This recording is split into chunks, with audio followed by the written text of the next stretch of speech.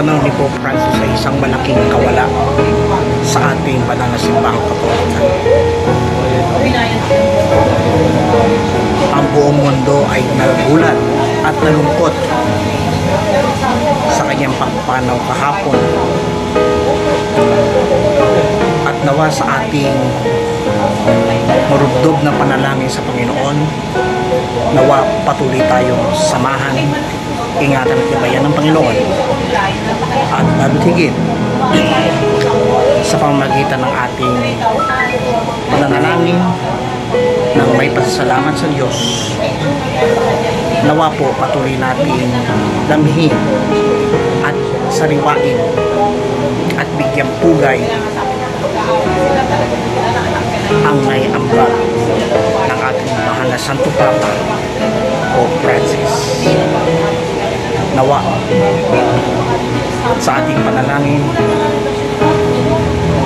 paluin ng libo-libong anghel ang bawat pananampalatayang nagluluksa sa kanyang pagpano. At hari nawa sa pamagitan ng pananalangin, nawa ay magkaroon ng kapayapaan at katiwasayan ang bawat mananampalatayang Katoliko.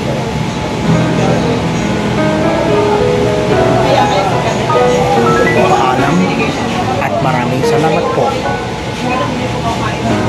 Papa Francisco.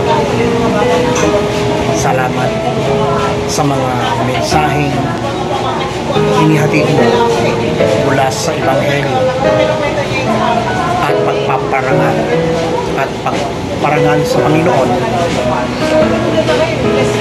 Nawa patuloy mo kaming gabayan sa iyong panalangin habang kayo po ay nasa piling